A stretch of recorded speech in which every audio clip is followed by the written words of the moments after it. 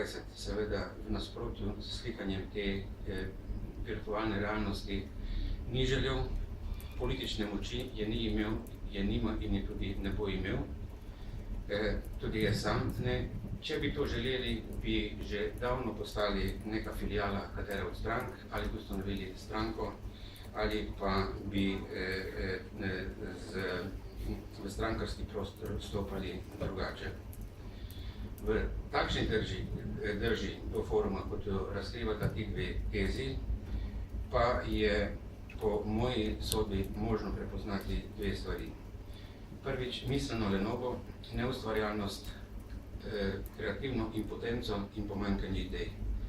Namesto resnega napora identificirati ključne probleme, s katerimi se srečuje družba, analizirati vzroke stanja na tej podlagi, iskati izhode, se ta impotentnost rešuje z neznosno lahkotnostjo odgovarjanja na izzive časa s formulo, da obstaja in deluje neko tajno fantomsko združenje, ki obvladuje vse vzvode v družbi, in seveda glasniki tega pripisujejo in pojasnjujejo vse to z obstojem Foruma 21, rešitev pa seveda vidijo v njegovi ukinitvi. In druga škodljiva posledica takšnega pristopa je samoprevara glasnikov teh tez in poskus prevare javnosti.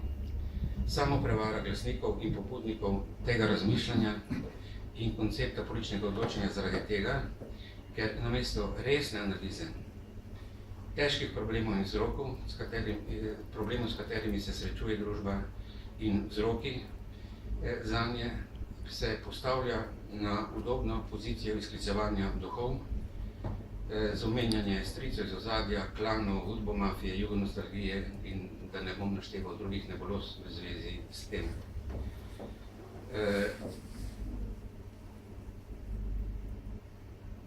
Blago rečeno, mislim, da so te kvalifikacije nespodobne, ne zdi se mi pa vredno spodobno odgovarjati na nespodobnosti.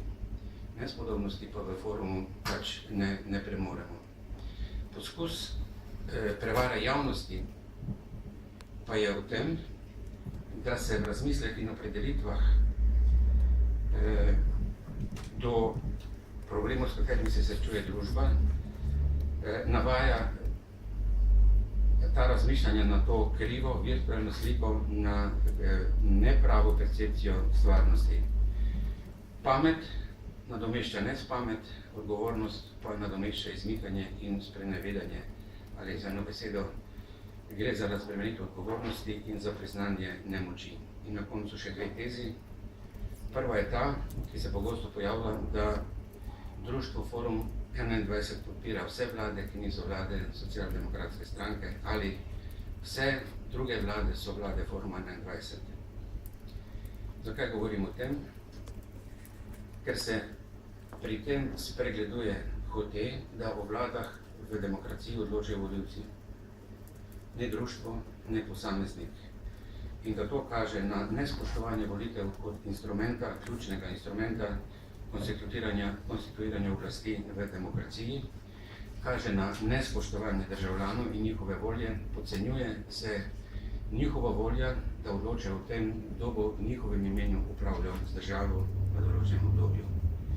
Seveda se podcenjuje tudi politične nasprotnike, zlasti predsednike vlade, ko se govori o tem, da so vsi predsedniki vlad, Rop, Pahor, Bratuškova, Cerar, da so lutke v rokah Foruma 21. In v zvezi s tem bom prebral